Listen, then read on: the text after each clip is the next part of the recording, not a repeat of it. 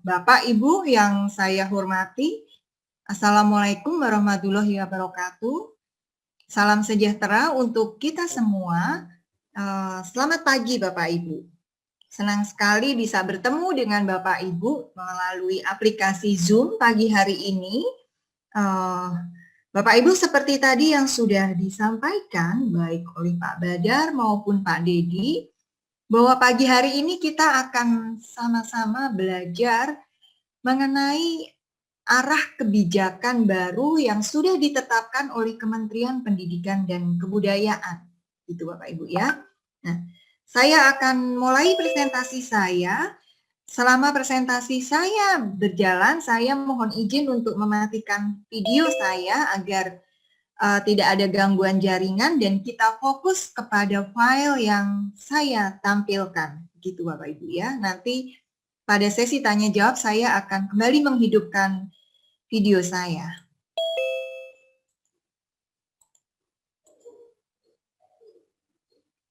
Ya, sudah terlihat di layar Bapak Ibu ya, file yang saya share. Bapak Ibu, pagi hari ini presentasi saya beri judul Asesmen Kompetensi Minimum atau AKM untuk perbaikan pembelajaran. Gitu Bapak Ibu ya. Nah, Bapak Ibu, seperti yang sudah kita ketahui bersama, bahwa arah kebijakan baru dari Kementerian Pendidikan dan Kebudayaan itu ada dua. Pada intinya kebijakan baru itu ada dua. Yang pertama Bapak Ibu, Kementerian Pendidikan dan Kebudayaan menghapuskan ujian nasional. Itu yang pertama, putusan. Yang kedua, kebijakan baru adalah Kemendikbud akan memberlakukan suatu alat uji baru, alat tes baru yang disebut asesmen nasional. Itu Bapak Ibu. Jadi itulah arah kebijakan baru dari Kementerian Pendidikan dan Kebudayaan. Nah, secara mendasar saya bisa sampaikan apa sih yang membedakan antara ujian dan asesmen, Bapak Ibu? Bapak Ibu, saya bisa jelaskan seperti ini. Yang membedakan keduanya antara ujian dan asesmen itu adalah tujuannya, Bapak Ibu. Ya. Kalau ujian itu tujuannya adalah untuk ukuran keberhasilan. Maka Bapak Ibu, kalau kita mengikuti ujian atau anak-anak kita mengikuti ujian, maka nanti hasil akhirnya yang akan ditanyakan adalah berhasil atau tidak, lulus atau tidak. Gitu Bapak Ibu ya. Itu kalau ujian. Nah, tetapi kalau assessment, maka assessment itu tujuannya berbeda dengan ujian. Assessment adalah tujuannya untuk memotret, untuk memetakan, atau untuk profiling. Gitu. Siapa yang akan dipotret, siapa yang akan diprofile, itu adalah sekolah atau daerah. Yaitu di asesmen nasional. Jadi asesmen nasional itu nanti keluarannya bukan ukuran keberhasilan siswa, tetapi adalah nanti ukurannya untuk memotret bagaimana kondisi satu sekolah, bagaimana kondisi suatu wilayah. Gitu Bapak Ibu. Nah, itu perbedaan antara ujian dan asesmen. Nah, untuk apa potret tadi? Setelah ada potret tadi, dokumen asesmen nasional digunakan untuk perbaikan pembelajaran. Gitu Bapak Ibu ya, maka saya memberi judul presentasi saya pagi hari ini adalah AKM untuk perbaikan pembelajaran. Nah Bapak Ibu, setelah nanti selesai presentasi saya, setelah Bapak Ibu kita semua mengikuti presentasi ini, harapannya kita bisa menjawab pertanyaan-pertanyaan 5W1H. Apa itu AKM? Siapa yang harus mengikuti? di mana bisa mengikuti asesmen nasional, kapan akan diikuti, lalu bagaimana caranya, dan yang tidak kalah penting adalah Bapak Ibu, mengapa? Why? Kenapa kita harus melakukan asesmen nasional? Gitu Bapak Ibu ya. Dan pertanyaan why itu sangat penting.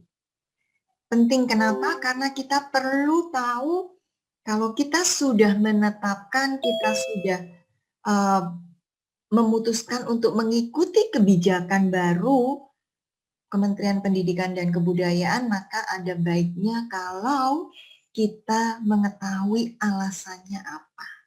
Gitu Bapak Ibu ya. Maka Bapak Ibu, saya akan mulai penjelasan ini mulai dari latar belakang. Latar belakang adalah untuk menjawab pertanyaan tadi, why? Mengapa? Gitu. Bapak Ibu, saya akan mulai dari slide ini. Ini adalah menggambarkan grafik yang menggambarkan dampak industri 4.0. Nah, apa yang menarik dari industri 4.0 ini?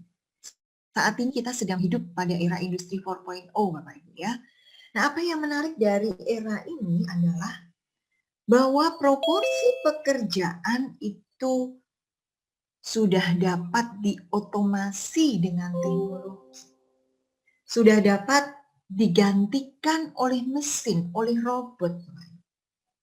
Nah, grafik ini menyajikan adalah beberapa contoh jenis pekerjaan yang tenaga kerjanya bisa digantikan oleh mesin. Apa saja itu, Bapak Ibu? Mari kita lihat. Yang di dalam kotak ini, dari grafik yang warna abu-abu sampai yang warna orange ini adalah beberapa contoh pekerjaan yang tenaga kerja manusia bisa digantikan oleh mesin. Kita mau lihat Bapak Ibu.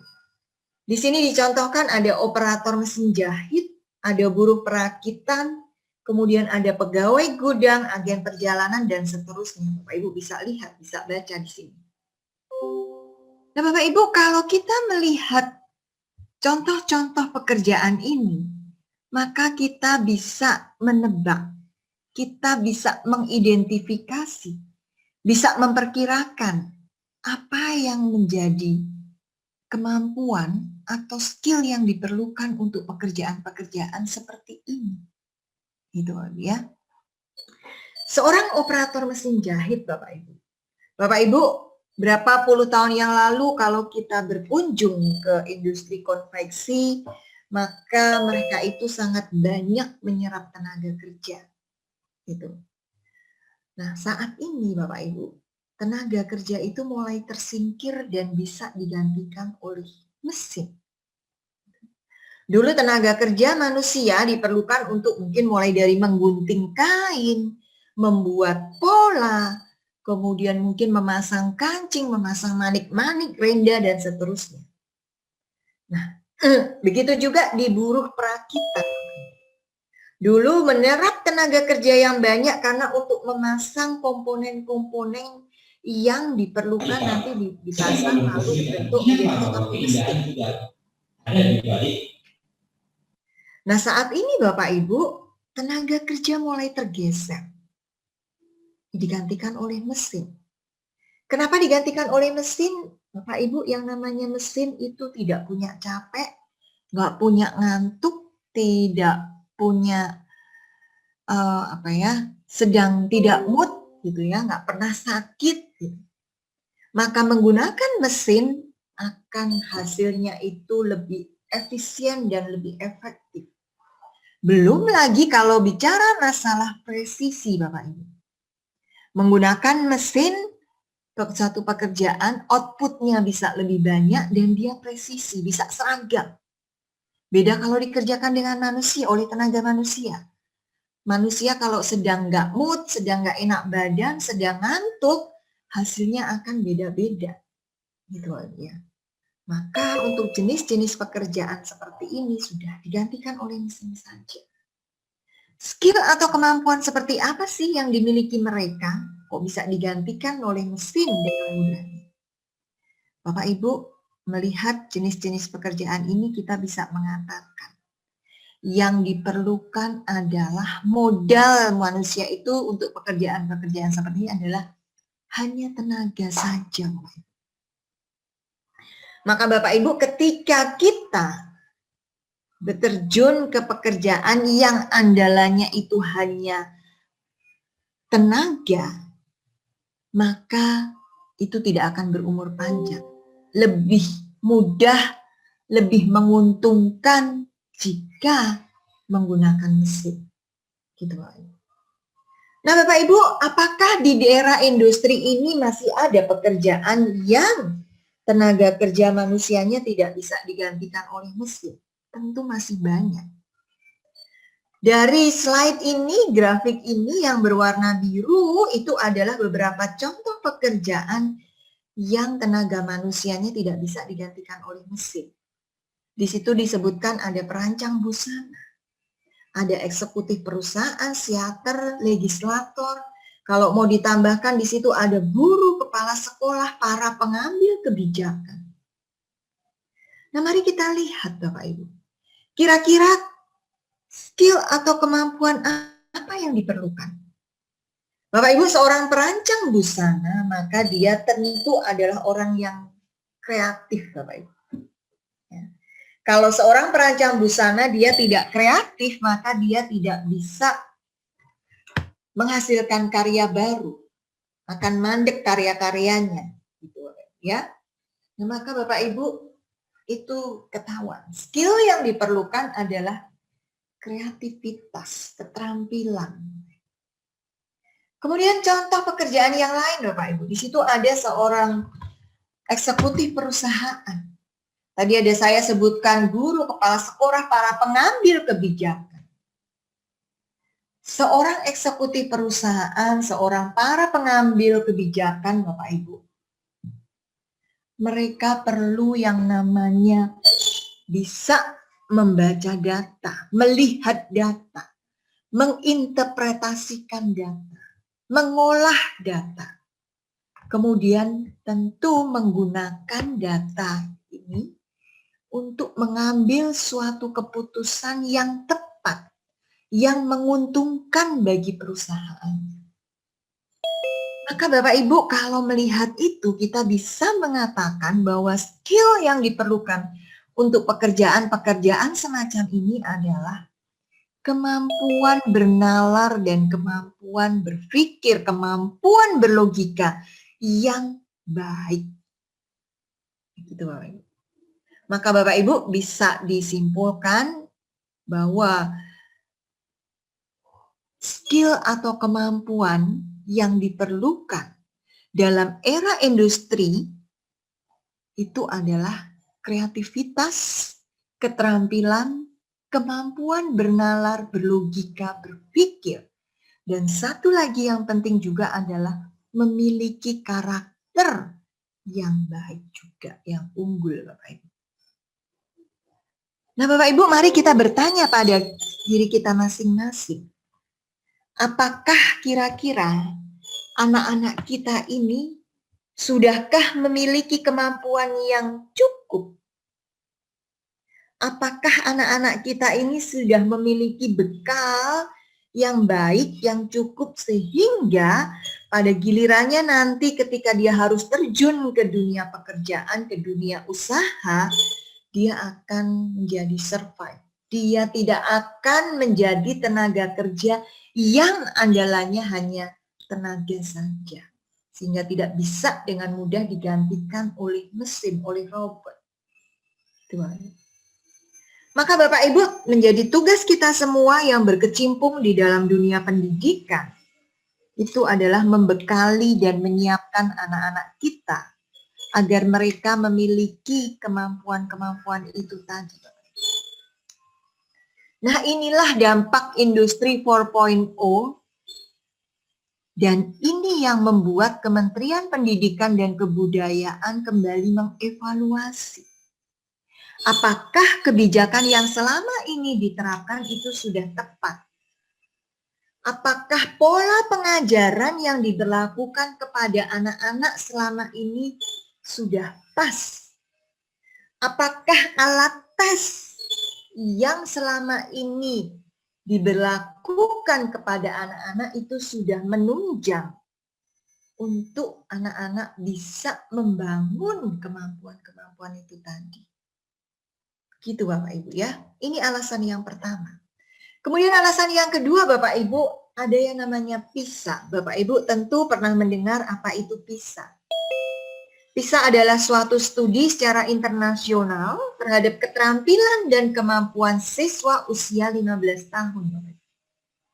Kenapa usia 15 tahun? Karena usia 15 tahun itu artinya anak-anak sudah selesai mengikuti wajib belajar. Nah, studi PISA ini tujuannya untuk apa? Tujuannya adalah untuk melihat, untuk memetakan, untuk mengetahui secara berkala tentang kemampuan siswa usia 15 tahun dalam hal membaca matematika dan sains. Kenapa hanya 3 hal itu saja yang diukur Bapak Ibu? Karena 3 kemampuan inilah yang dianggap bisa mencerminkan kemampuan dan keterampilan anak. Itu Bapak Ibu ya. Nah, studi PISA ini dilakukannya secara berkala Bapak Ibu. Studi PISA yang terakhir itu dilakukan pada tahun 2018. Nah, lalu seperti apakah hasilnya studi PISA ini pada tahun 2018? Ini dia Bapak Ibu. Ini adalah hasil studi PISA tahun 2018. Kita membacanya dari sebelah kiri, lalu ke kanan, dan lalu ke bawah. Jika kita melihat grafik ini Bapak Ibu, di sini disebutkan ya, dilihatkan bahwa nilai PISA yang tertinggi itu diraih oleh siswa-siswi dari negara Cina Bapak Ibu. Diikuti oleh Singapura dan seterusnya. Lalu Indonesia ada di mana? Indonesia adanya di urutan ke-6 dari yang terbawah. Maka inilah yang menjadikan Kementerian Pendidikan dan Kebudayaan juga mengevaluasi, Bapak. Kok bisa? Kok memprihatinkan sekali ya? Kemampuan dan keterampilan anak-anak kita itu berada jauh di bawah rata-rata kemampuan anak-anak di dunia. Itu Bapak Ibu. Ini alasan yang kedua Bapak Ibu. Nah, Bapak Ibu, dari hasil PISA yang sudah diikuti oleh anak-anak kita, pemerintah mengambil kesimpulan. Setelah menganalisis hasil PISA itu lalu mengambil kesimpulan. Apa itu kesimpulannya? Ialah bahwa hasil PISA menunjukkan hasil belajar yang kurang memadai pada jenjang pendidikan dasar dan menengah. Itu kesimpulan yang bisa diambil dari hasil PISA tadi. Lalu Bapak Ibu, kenapa kok hasilnya kurang memadai? Pemerintah mengidentifikasi setidaknya ada 3 masalah yang ada dalam pendidikan jenjang dasar dan menengah. Apa 3 masalah itu? Yang pertama Bapak Ibu, kemampuan yang rendah ditunjukkan oleh skor PISA. Bapak Ibu, ini dia. Titik-titik warna abu-abu ini adalah rata-rata skor PISA anak-anak di dunia. Kemudian kotak biru ini adalah rata-rata skor PISA anak-anak Indonesia. Bapak Ibu bisa perhatikan, bisa lihat bahwa ternyata gap-nya atau selisihnya cukup besar, di atas 100 poin Bapak Ibu. Maka ini menjadi masalah.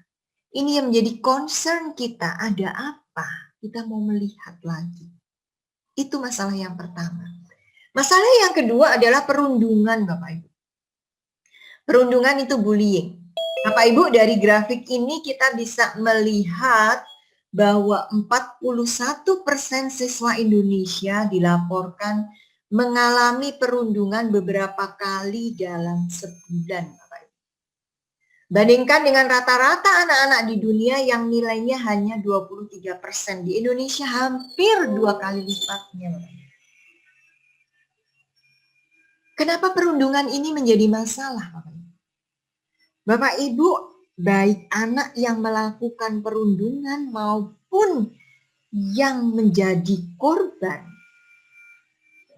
maka akan mempengaruhi karakter, mempengaruhi sikap, mempengaruhi perilaku si anak tersebut. Gitu. Anak yang mengalami perundungan biasanya dia akan bisa kita kenali dari karakternya, dia adalah cenderung anak yang rendah diri. Dia adalah anak yang cenderung merasa ketakutan, insecure, gitu ya. Kemudian juga dia biasanya ada kecenderungan selalu merasa sedih. Nah, Bapak Ibu, tentu hal-hal ini mempengaruhi motivasi mereka dalam belajar. Mempengaruhi semangat mereka dalam pergi ke sekolah. Anak yang mengalami perundungan karena ketakutan, dia akhirnya malas pergi ke sekolah. Malas ketemu dengan orang, ketemu guru, ketemu teman-temannya. Gitu. Lalu anak yang melakukan perundungan, Bapak Ibu, biasanya bisa dikenali dia adalah biasanya karakternya itu anak yang selalu caper, cari-cari perhatian. Dia anak yang tidak pernah puas. Dia anak yang membutuhkan suatu pengakuan diri. Nah, Bapak Ibu, itu tentu kita perlu mengetahui.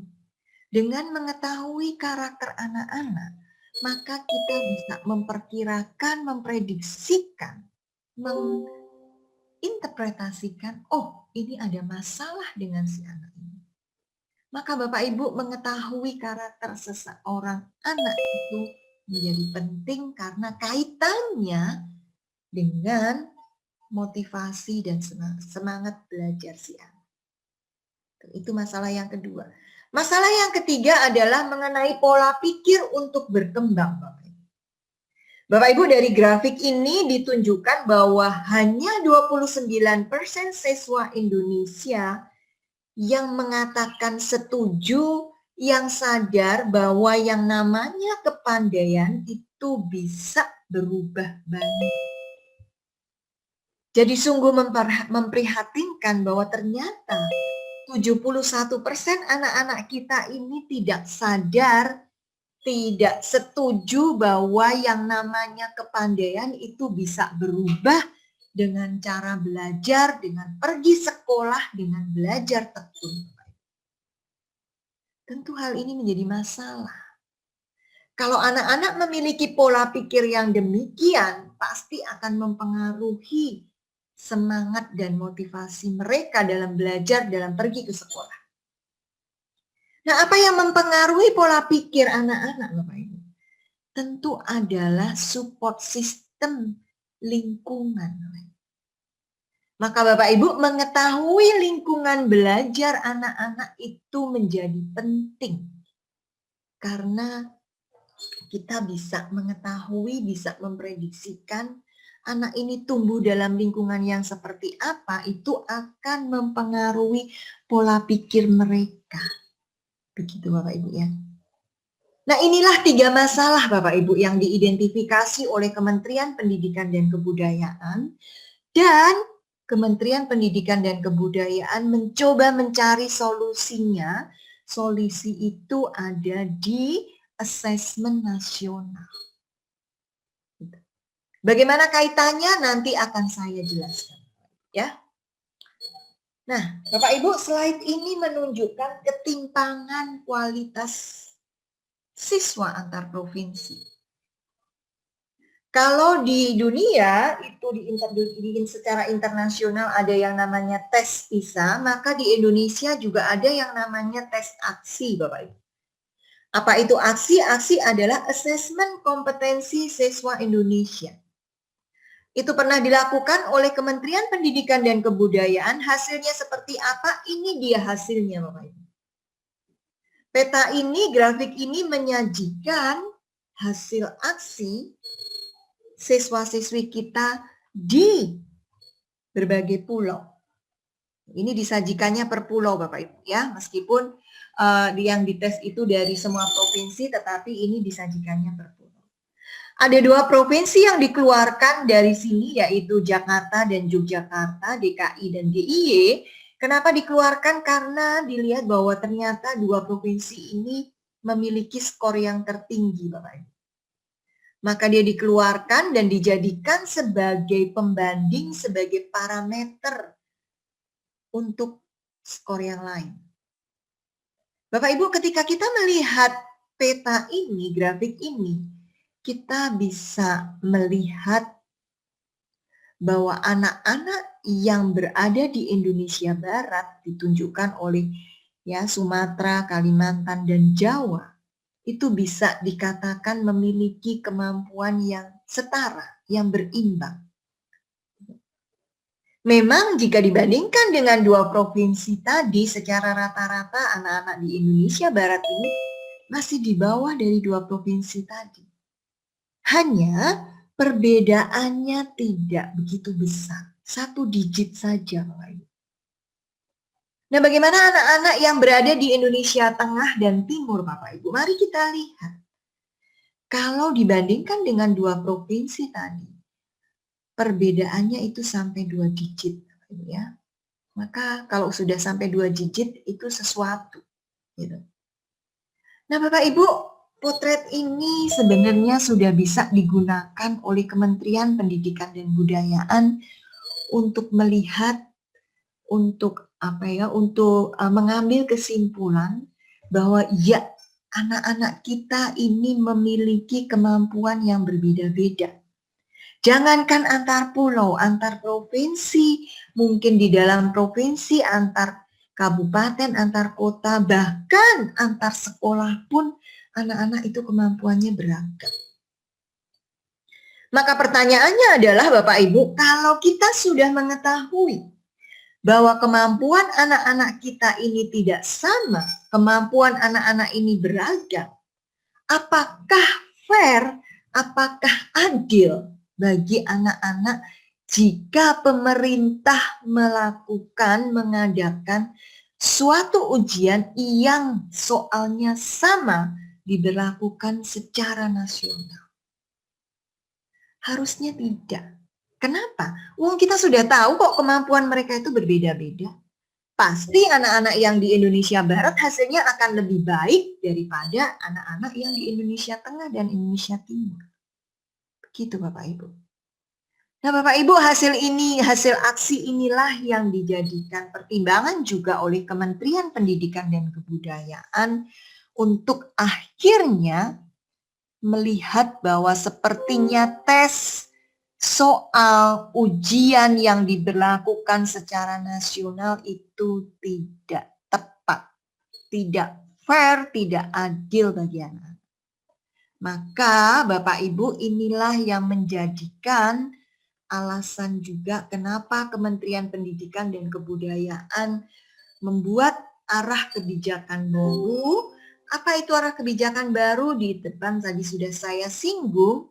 Mari kita mengucapkan selamat tinggal kepada ujian nasional dan kita sambut dengan ucap selamat datang kepada AKM dan survei karakter. Gitu Bapak Ibu ya.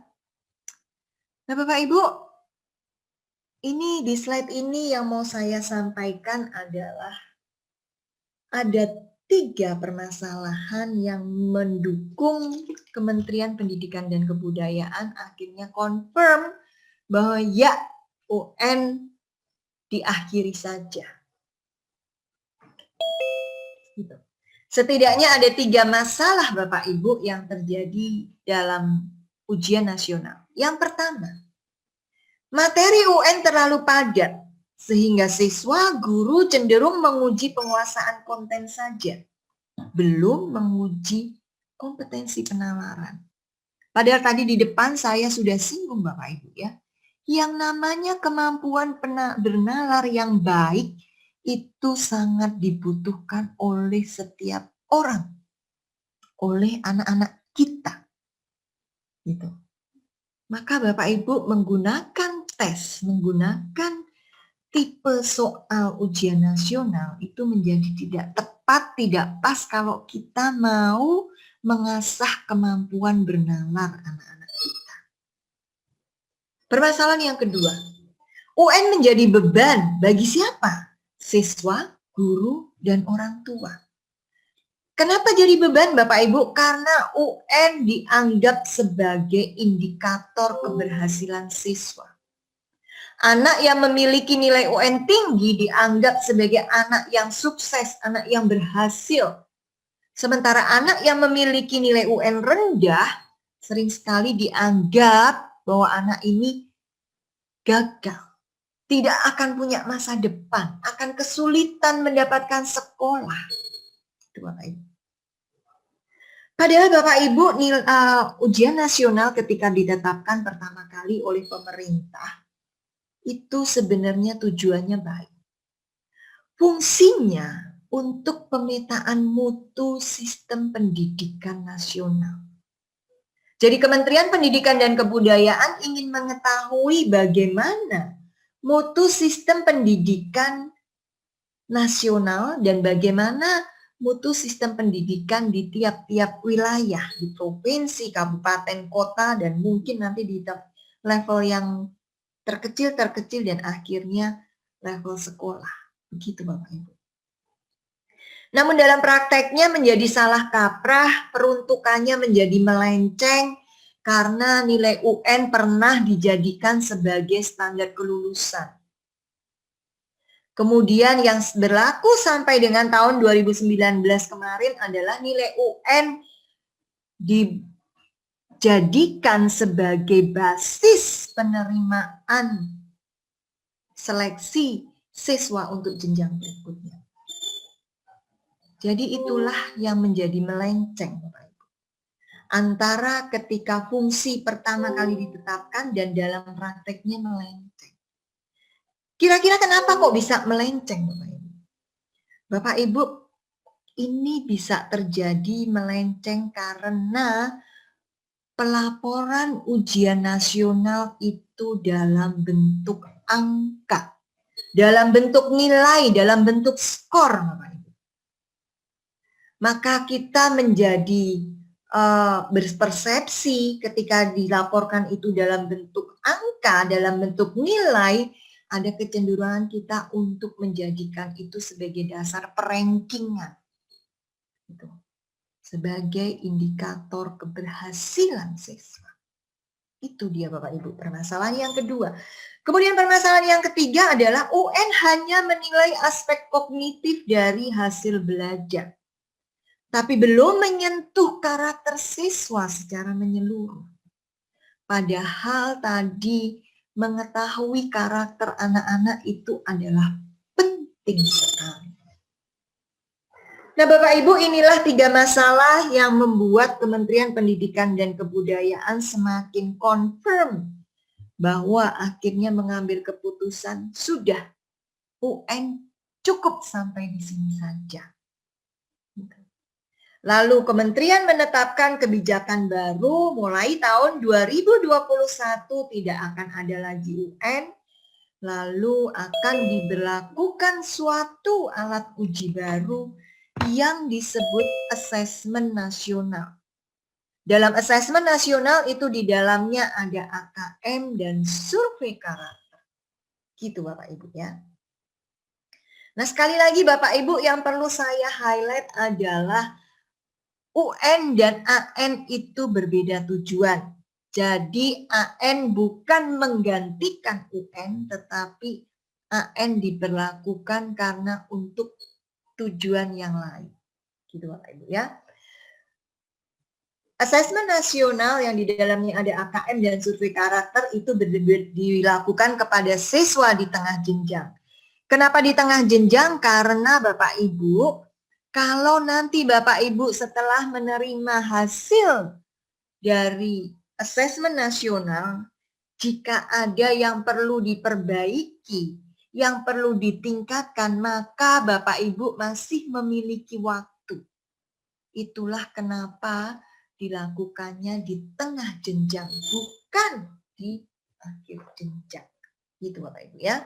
Di sini ditegaskan bahwa AKM atau Asesmen Nasional itu digunakan untuk memperbaiki mutu pembelajaran dan tidak bisa digunakan untuk basis seleksi siswa masuk ke jenjang berikut. Gitu Bapak Ibu ya. AKM, bagaimana tipe soalnya, model-modelnya seperti apa, mengacu pada praktek level internasional tadi. Ada PISA dan TIMSS. Gitu Bapak Ibu. Nah Bapak Ibu, selanjutnya saya akan menjelaskan mengenai AKM. Kata minimum yang ada dalam asesmen kompetensi minimum itu mengacu kepada tidak semua konten dalam kurikulum akan diukur dalam AKM. Ini adalah sudah menjawab tadi kelemahan UN. UN menguji semua konten, kalau AKM tidak akan mengukur semua konten yang ada dalam kurikulum. Apa yang akan diukur dalam AKM, Bapak Ibu? Yang akan diukur dalam AKM adalah keterampilan dasar. Apa itu keterampilan dasar? Keterampilan dasar manusia yang diperlukan adalah literasi dan numerasi.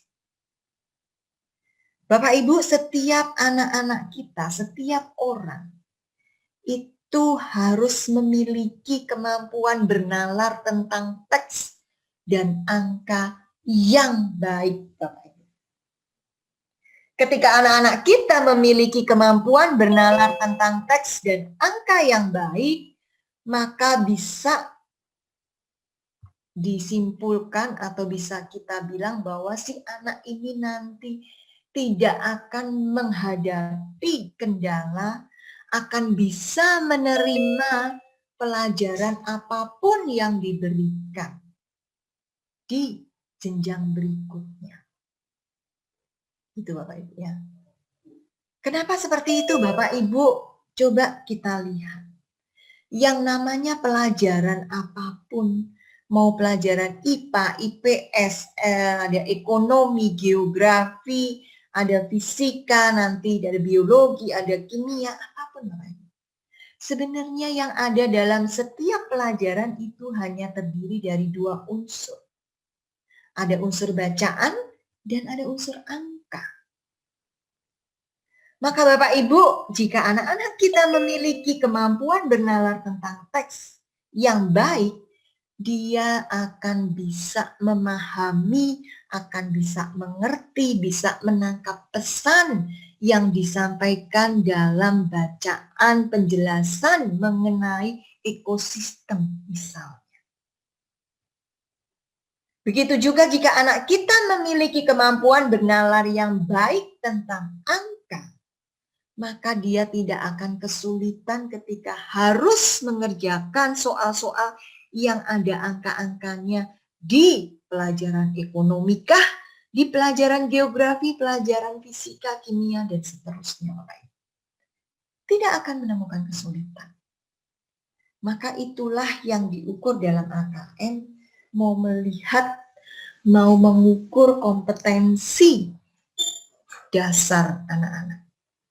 Nah Bapak Ibu, sekali lagi AKM itu bentuknya survei dengan sampel siswa kelas 5, 8, dan 11. Tetapi meskipun nanti anak-anak kita mengikuti asesmen nasional, mengikuti AKM, tidak akan dilaporkan per individu.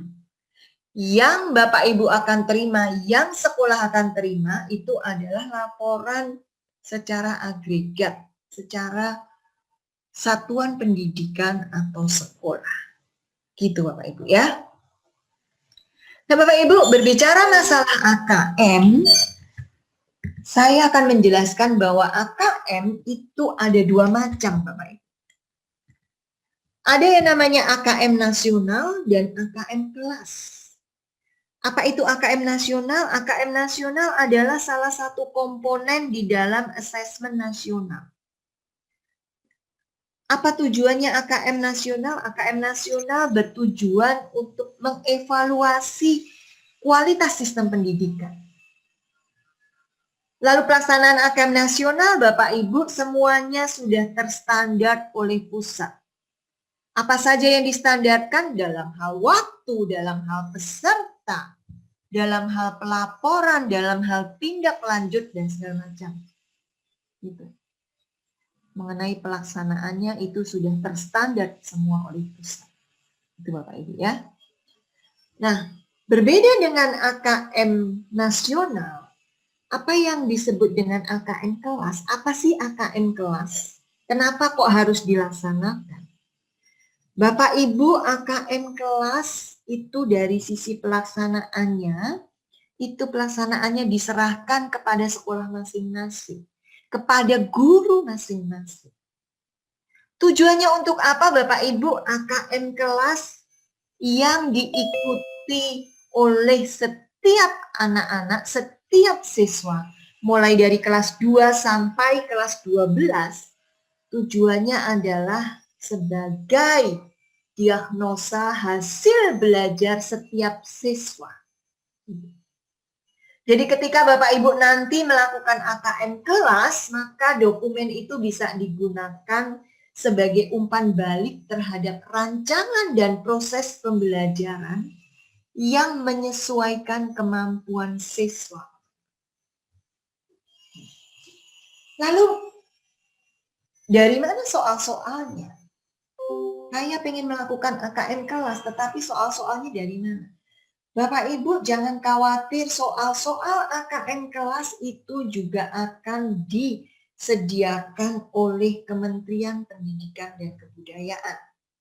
Jadi Bapak Ibu tidak usah panik, tidak akan membuat soal sendiri. Gitu Bapak Ibu ya. Nah, Bapak Ibu, setidaknya ada 3 guna dari AKM kelas. Yang pertama Bapak Ibu, AKM kelas ketika anak-anak nanti sudah melakukan AKM, maka Bapak Ibu akan mendapatkan dokumen hasil AKM yang objektif dan komprehensif. Bapak Ibu bisa tahu potret profil si anak tersebut.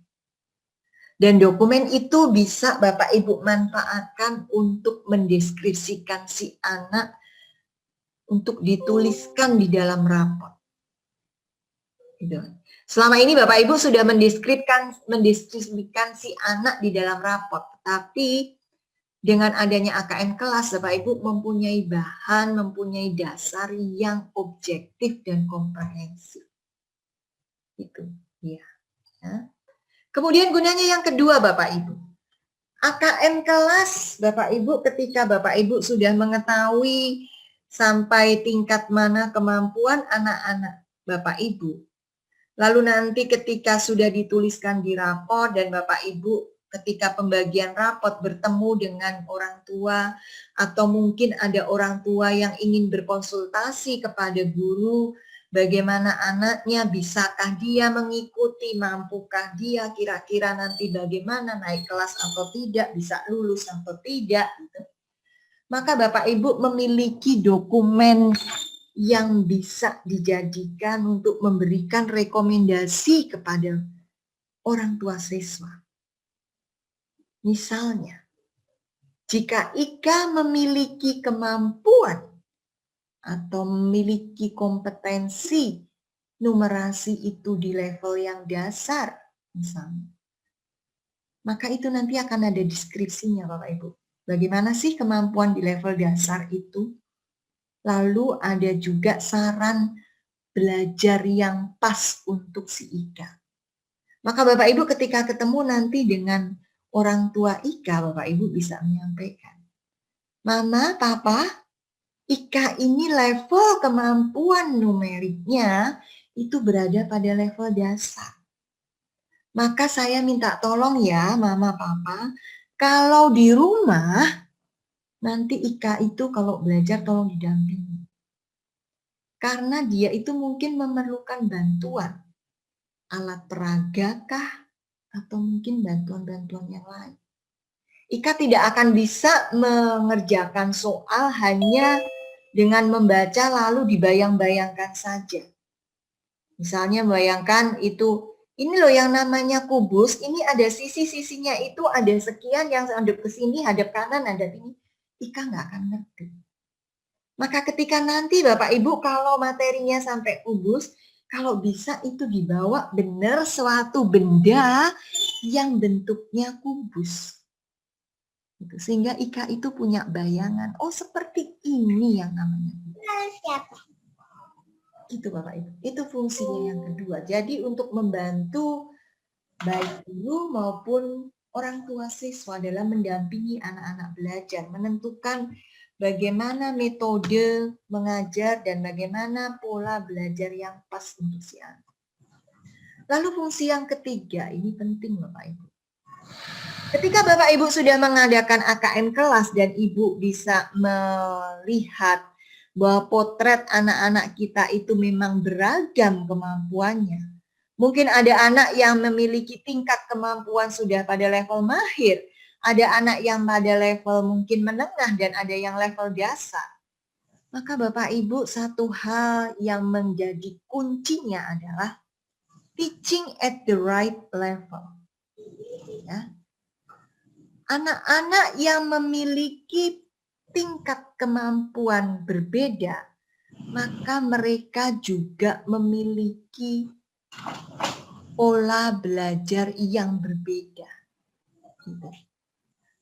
Maka Bapak Ibu, kalau nanti Bapak Ibu sudah mendapati dokumen AKM kelas, ada baiknya anak-anak yang memiliki tingkat kemampuan yang sama itu dijadikan jadi satu kelas. Apakah tidak akan menimbulkan menjadi eksklusif gitu? Ini tujuannya bukan mau membuat eksklusif Bapak Ibu. Tetapi tujuannya adalah teaching at the right level. Bapak Ibu mungkin selama ini pernah menghadapi ketika masuk kelas bingung mau menggunakan metode mengajar yang mana. Kalau mengikuti Ika, maka Andi kasihan.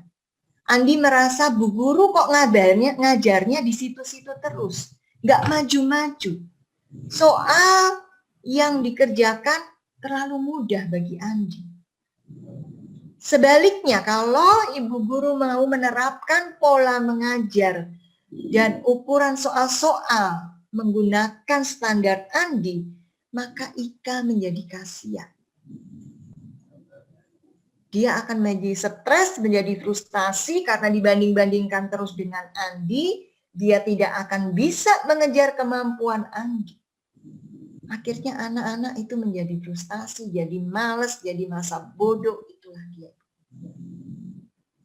Nah, dengan menggabungkan anak-anak yang memiliki level atau tingkat kemampuan yang sama, itu keuntungannya adalah bagi guru, siswa, dan orang tua.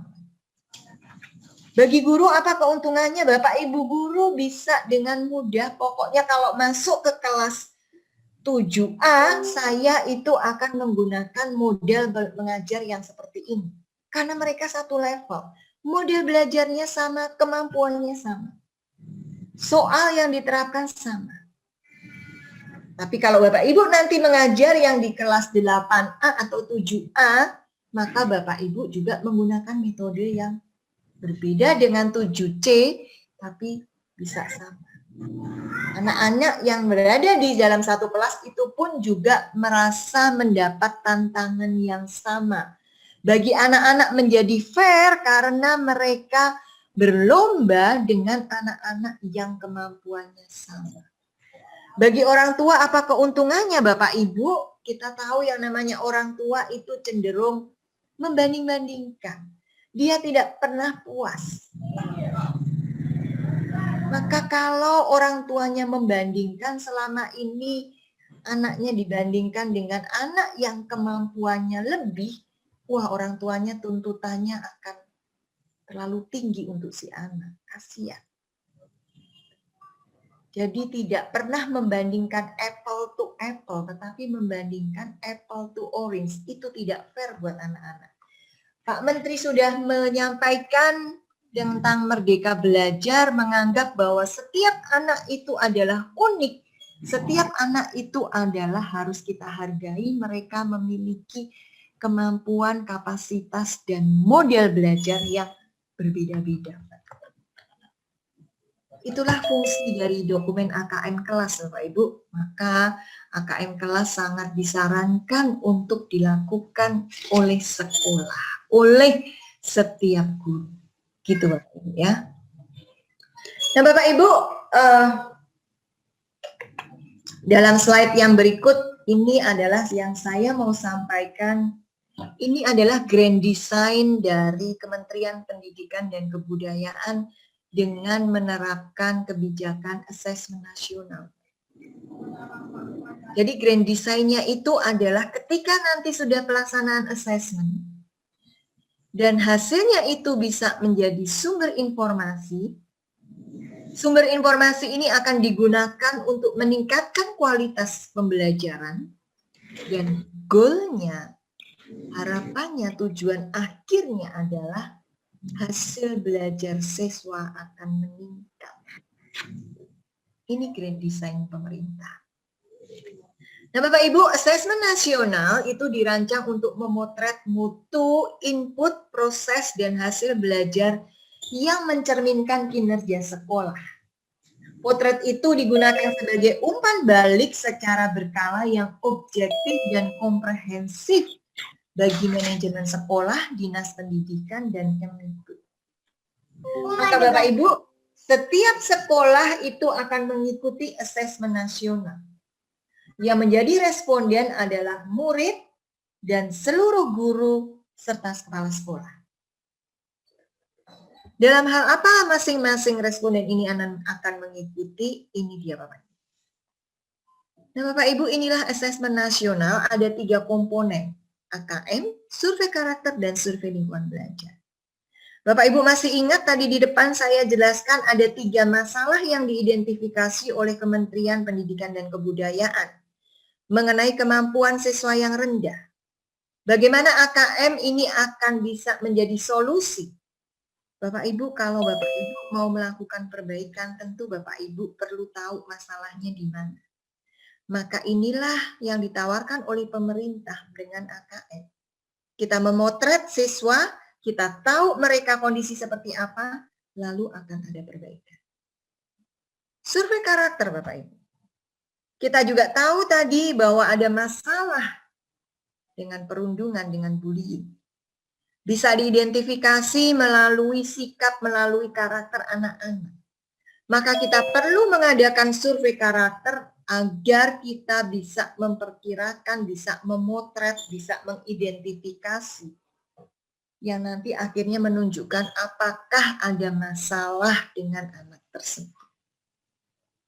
Kemudian survei lingkungan belajar tadi juga di depan ada permasalahan mengenai persepsi, ya, mempengaruhi motivasi belajar. Dan tadi saya sampaikan tentu itu dipengaruhi oleh lingkungan belajar anak-anak. Ketika anak-anak memiliki persepsi yang salah, apa yang mempengaruhi tentu adalah lingkungan mereka. Maka memotret lingkungan belajar anak-anak itu menjadi penting. Gitu Bapak Ibu ya, tadi saya sampaikan bagaimana 3 kebijakan, 3 permasalahan ini akan diselesaikan, akan coba carikan solusinya dengan asesmen nasional, itu yang tadi saya jelaskan. Nah Bapak Ibu, siswa itu akan mengikuti ketiganya, AKM, survei karakter, dan survei lingkungan belajar. Sementara guru dan kepala sekolah hanya akan mengikuti survei lingkungan belajar saja. Ini belum, sebelum waktu berapa lama pelaksanaannya, saya akan menjelaskan dulu mengenai sebenarnya apa yang mau diukur di dalam asesmen nasional. Bapak Ibu, ketika anak-anak kita mengikuti AKM, literasi dan numerasi, maka yang mau diukur adalah ini Bapak Ibu. Kemampuan untuk memahami, menggunakan, mengevaluasi, merefleksikan berbagai jenis teks untuk menyelesaikan masalah dan seterusnya. Ketika anak-anak mengikuti AKM numerasi, yang mau diukur adalah apakah anak kita ini memiliki kemampuan berpikir menggunakan konsep, prosedur, fakta, dan alat matematika untuk menyelesaikan masalah sehari-hari. Nah, ketika anak-anak kita nanti mengikuti survei karakter, Bapak Ibu, yang mau diukur adalah apakah anak-anak kita ini memiliki profil pelajar Pancasila atau tidak. Bagaimana itu profil pelajar Pancasila, Bapak Ibu? Seorang pelajar yang memiliki profil pelajar Pancasila, maka dia itu adalah memiliki karakter-karakter ini. Beriman, bertakwa, bernalar kritis, mandiri, kreatif, dan seterusnya. Kemudian di survei lingkungan belajar, apa yang mau diukur Bapak Ibu? Ini dia. Iklim belajar dan iklim satuan pendidikan. Gitu. Ada keamanan sekolah, kebinekaan sekolah, sosial ekonomi, kualitas pembelajaran, dan ada pengembangan guru. Gitu. Itu ya Bapak Ibu. Nah, ini mengenai pelaksanaannya Bapak Ibu. Peserta asesmen nasional adalah seluruh satuan pendidikan, tetapi tidak semua siswa. Dipilih secara random dengan stratifikasi sosial ekonomi. Pesertanya adalah untuk SMP itu 45 anak per sekolah, anak kelas 8 yang akan mengikuti, dan materi yang akan diujikan adalah materi sampai kelas 8. Jadi yang direncanakan oleh pemerintah pelaksanaannya nanti di bulan Maret 2021 yang akan mengikuti adalah anak-anak kita ini, kelas 8. Kemudian bagaimana pelaksanaannya Bapak Ibu? Pelaksanaannya berbasis komputer. Setiap peserta akan mengerjakan tes literasi, tes numerasi, survei karakter, dan survei lingkungan belajar selama 2 hari. Kemudian bagaimana asesmen nasional dilaporkan, Bapak Ibu? Pelaporan sekali lagi tidak untuk individu siswa. Tetapi pelaporan akan persatuan pendidikan per sekolah. Namun, meskipun pelaporannya itu per sekolah, tidak juga gunanya untuk meranking sekolah. Bukan untuk meranking sekolah. Nah, inilah hari-hari, 2 hari yang akan diikuti oleh anak-anak kita. Ya, di hari pertama mereka akan mengikuti tes literasi dan survei karakter, di hari kedua akan mengikuti tes numerasi dan survei lingkungan belajar. Nah, Bapak Ibu, yang berikutnya ini adalah saya mau menyajikan aja contoh soal.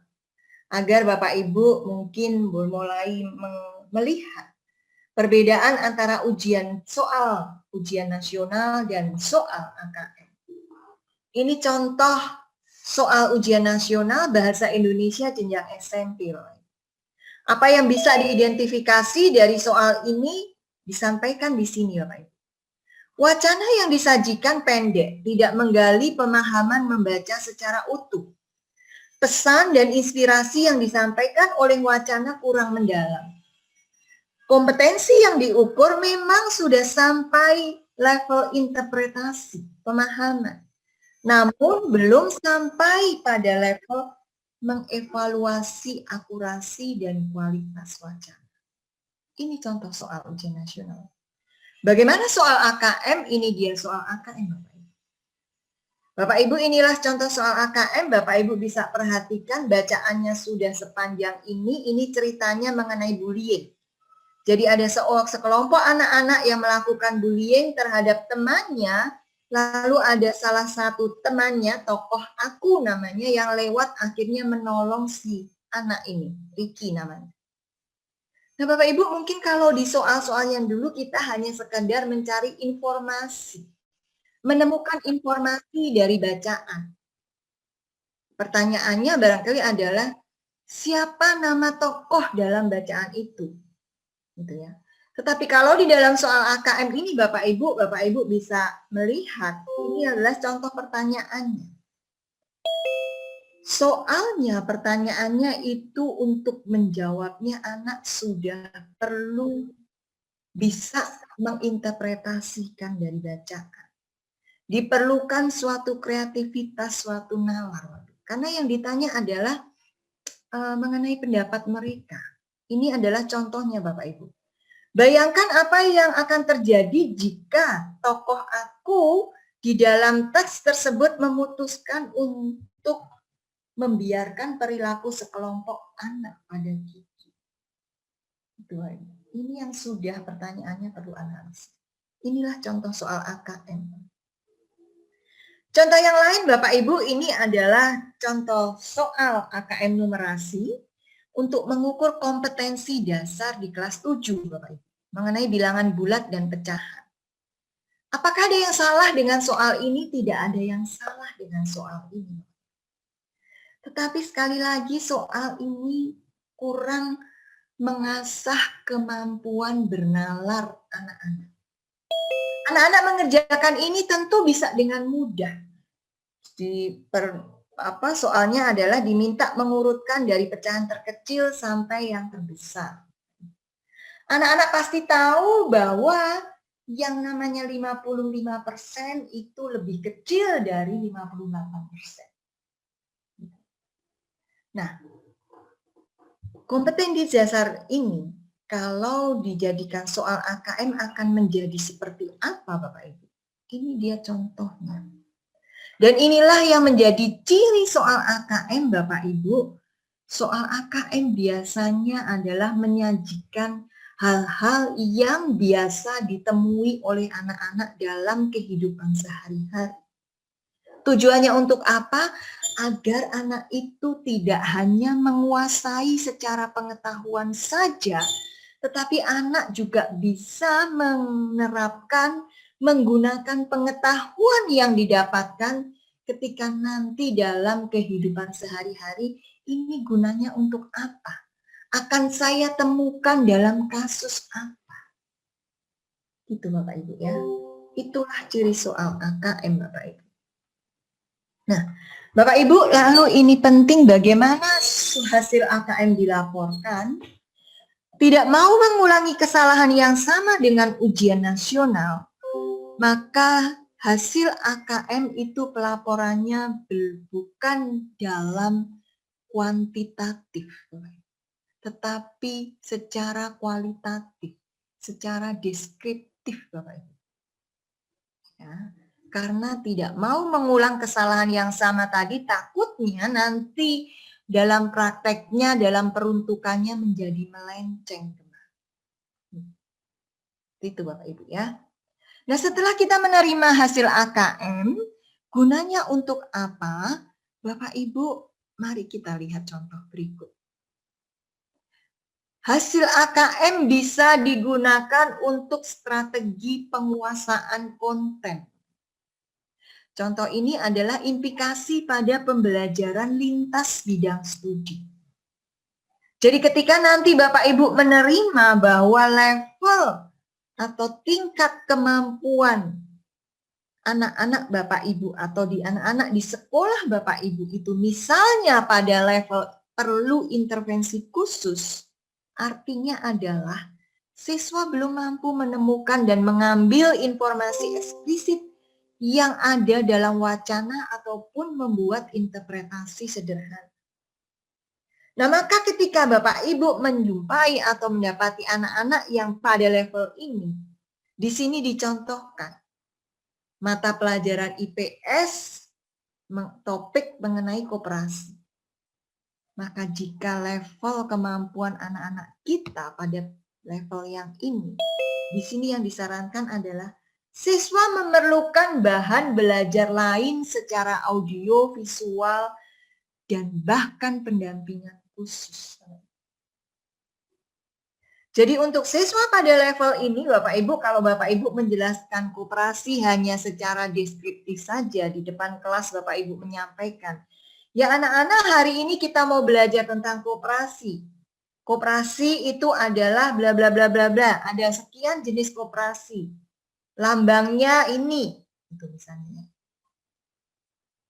Kegiatan yang bisa ditemukan di koperasi itu adalah ini. Anak-anak yang pada level ini, Bapak Ibu, dia tidak akan mudeng. Ya dia hanya mendengar saja, tetapi tidak akan bisa mencerna, tidak akan bisa paham. Maka untuk anak-anak yang seperti ini yang disarankan tadi, dia perlu alat peraga tambahan. Bisa berupa audio, video, visual gitu ya. Mungkin Bapak Ibu bisa putarkan, inilah dia kegiatan di koperasi. Maka anak-anak baru paham, oh ini yang namanya koperasi.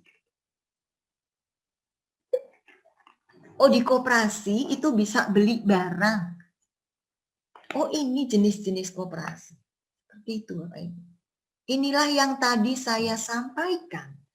Bahwa hasil AKM itu bisa menentukan untuk teaching at the right level.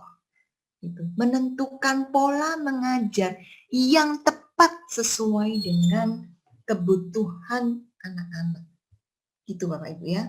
Kemudian ini contoh yang lain Bapak Ibu di dalam mata pelajaran keterampilan, lalu ini di pelajaran fisika.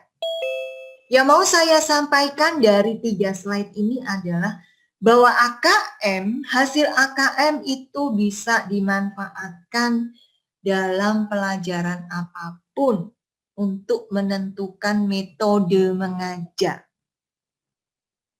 dan membangun, membekali atau memampukan anak-anak agar memiliki kemampuan bernalar yang baik tentang teks dan angka, itu bisa Bapak Ibu lakukan dan menjadi tanggung jawab semua guru dalam pelajaran apapun.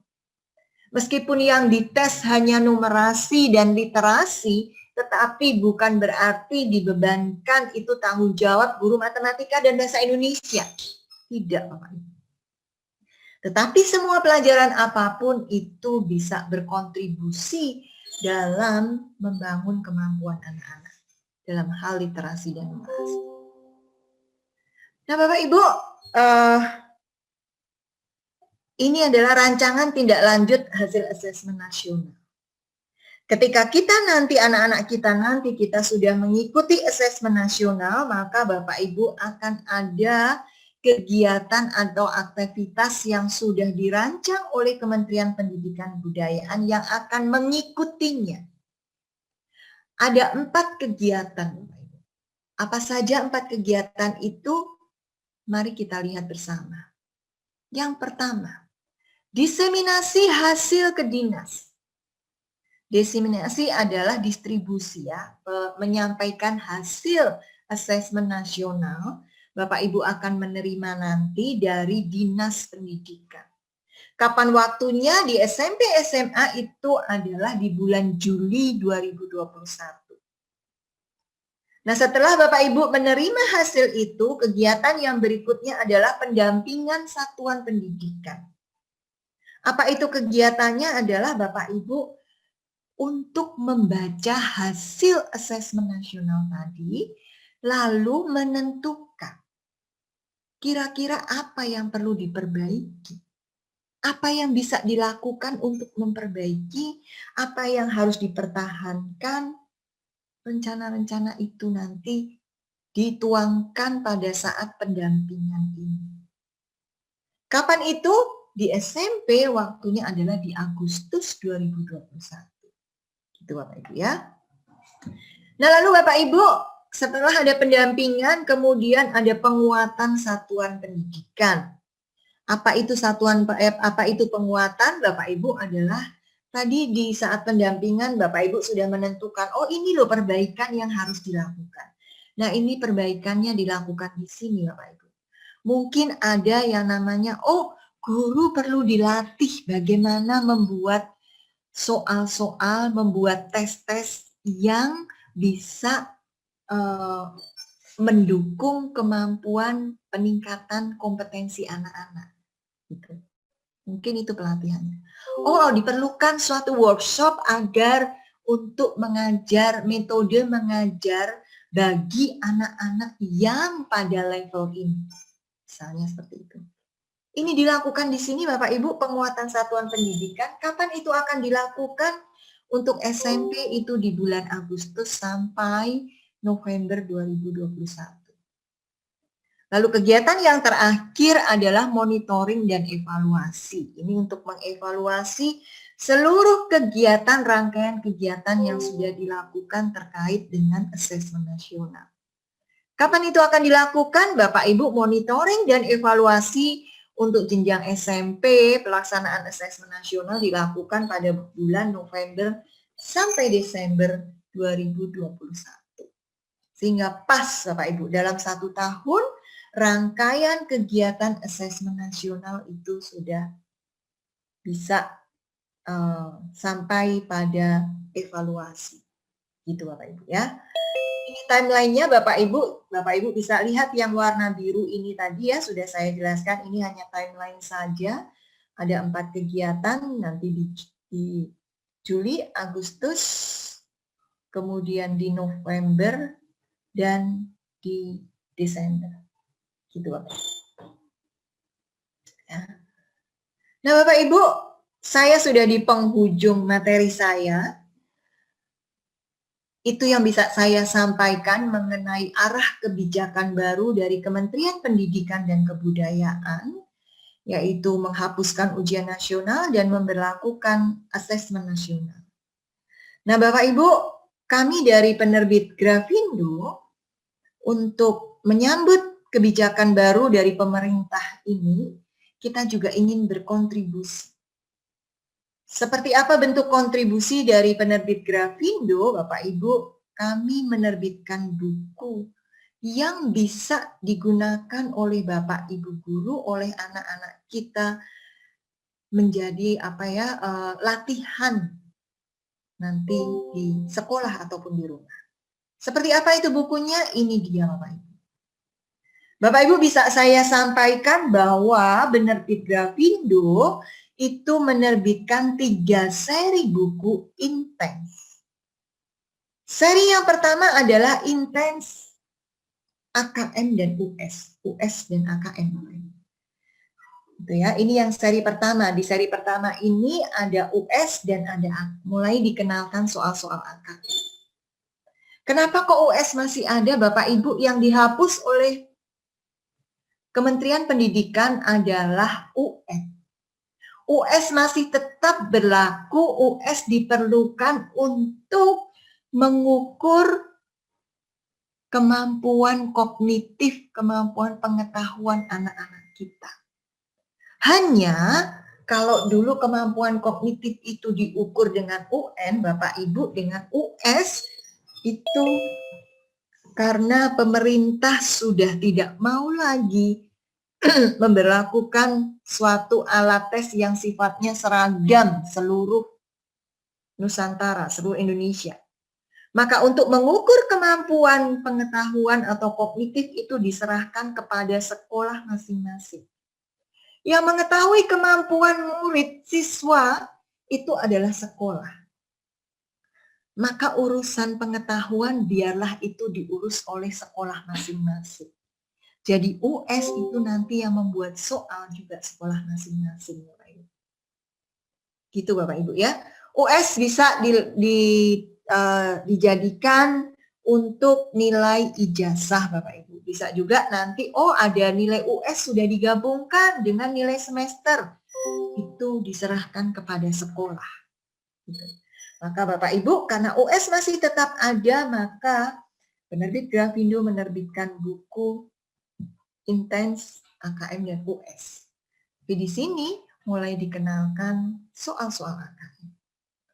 Kemudian seri yang kedua, Bapak Ibu, kita juga akan menerbitkan seri intens AKM dan survei karakter. Gitu. Ya. Kalau di dalam seri yang kedua, di buku ini isinya hanya soal-soal AKM dan ada survei karakter. Gitu Bapak Ibu. Kemudian seri yang ketiga yang akan diterbitkan oleh Grafindo itu adalah intens AKM kelas. Nanti di dalam seri yang ketiga ini akan ada 6 buku, karena ini sekarang kita di jenjang SMP Bapak Ibu, maka Bapak Ibu nanti akan menggunakan buku level 4 dan level 5. Gitu ya. Jadi anak-anak kita ini nanti mulai dari SD sampai SMA itu akan dibagi menjadi 6 level Bapak Ibu. Kelas 1, 2, 3, 4, kelas ini ya 7, 8 itu adalah pembagiannya levelnya seperti ini. Gitu Bapak Ibu, karena yang saat ini yang sudah terbit dari Grafindo memang baru yang seri yang pertama. Seri yang kedua dan ketiga akan menyusul terbit kemudian, mudah-mudahan di awal tahun 2021 sudah bisa terbit. Tapi karena yang terbit baru yang seri pertama, saya akan menunjukkan saja yang seri pertama. Tadi saya sampaikan soal buku ini terdiri dari US dan AKM. Untuk soal US-nya mengacu pada kurikulum 2013, lalu AKM dibuat mengacu pada PISA. Di dalam buku ini ada setiap buku itu isinya adalah satu paket contoh soal dan pembahasan untuk US dan AKM. Lalu akan ada 4 paket soal latihan US dan AKM. Gitu Bapak Ibu. Jadi setelah anak-anak nanti melihat contoh soal dan pembahasannya, maka dia bisa latihan dengan 4 paket itu. Nah, di dalam buku ini untuk soal US-nya ada 6 pelajaran. Matematika, bahasa Indonesia, bahasa Inggris, IPA, IPS, dan PKN Bapak Ibu. Seperti apa contoh soalnya Bapak Ibu? Ini dia contoh soal. Ini contoh soal AKM, Bapak Ibu. Tadi saya sampaikan ya, bahwa soal-soal AKM itu cirinya adalah biar ada yang di dunia yang bisa ditemui oleh anak-anak. Dan inilah dia yang ada di dalam buku kita, COVID-19. Itu ya, bacaannya mengenai itu, kasusnya mengenai itu. Kemudian ini contoh soal US-nya. Demikian Bapak Ibu dari saya, mudah-mudahan Bapak Ibu cukup bisa dipahami. Kalaupun ada hal-hal yang perlu ditanyakan, kita akan memasuki sesi tanya jawab Bapak Ibu.